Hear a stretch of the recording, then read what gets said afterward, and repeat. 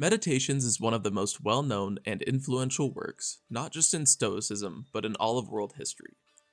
This book wasn't written for you, me, or a history class. It was a self-written survival guide, mentally, emotionally, and spiritually, in a world that constantly threatened to pull the creator away from who he truly was.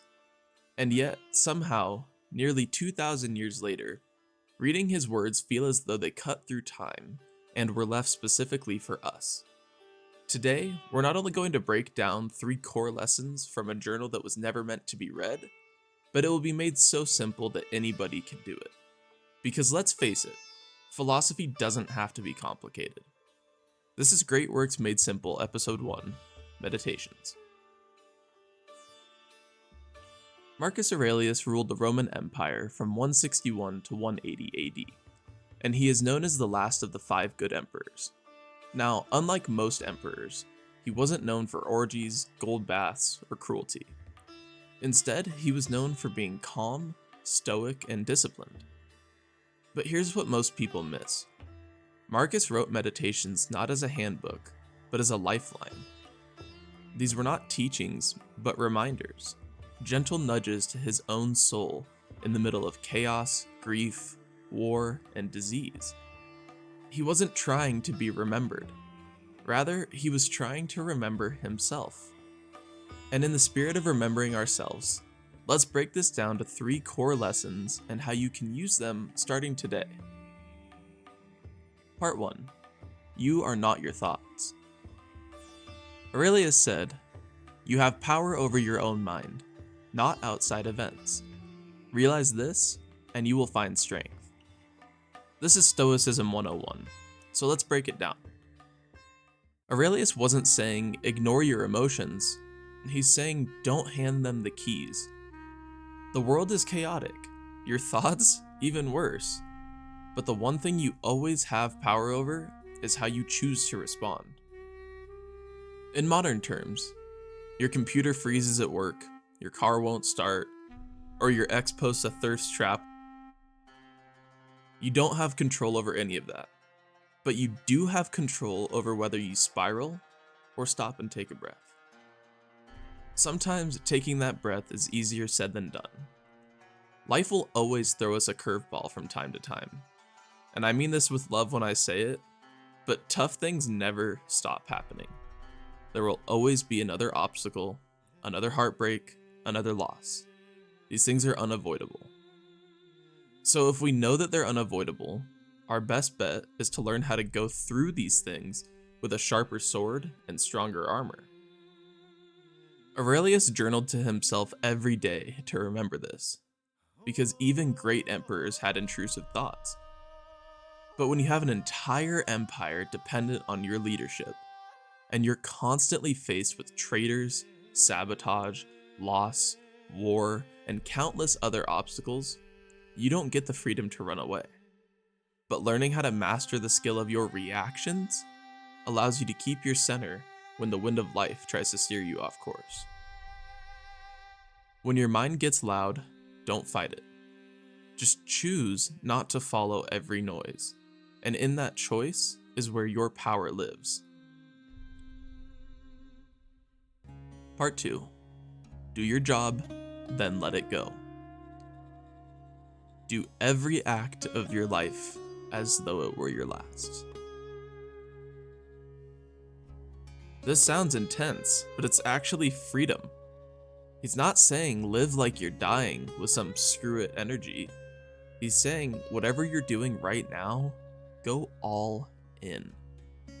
Wash the dishes like it's an Olympic sport. Work out like it's a sacred ritual. Write the email like it's your greatest masterpiece. Because when you give your full presence to the task in front of you, you don't get lost in the future. And when you give yourself the opportunity to experience even the most boring tasks with such awareness and involvement, you find that even the boring things in life can actually be even more rewarding when your mind isn't somewhere else. Constantly feeling that sense of reward helps us build a mental muscle. It gives us evidence of our ability. You stop chasing validation when you go all in on the work.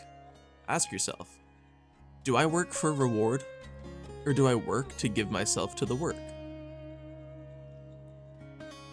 We all know the coworker who shows up and does the bare minimum, but still collects the same check as us every payday.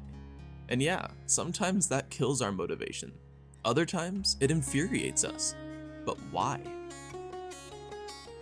We want recognition for our hard work, especially by comparison to someone doing less. But let's be real here. Would complaining to your boss, or even to that person, change them at their core? Unlikely. Our job is to go all in on the work for ourselves, not for approval, recognition, or validation. In the gym, use good form. Forget the weight you see other people using. Push yourself. Earn it. When you can look in the mirror and tell yourself you gave your all, regardless of the result, that is the only recognition that matters. And when you feel that recognition within yourself, you stop half-assing your life, and you stop looking for it from anywhere else. Each fully completed task builds on the last one, and eventually, every task you do becomes an all-in experience. And then, you let it go. No overthinking, no rechecking the text 5 times, no mentally replaying the conversation from earlier. You just show up, give your best, and then release it. Your peace doesn't come from a perfect outcome. It comes from a clean exit. Part 3. Memento Mori.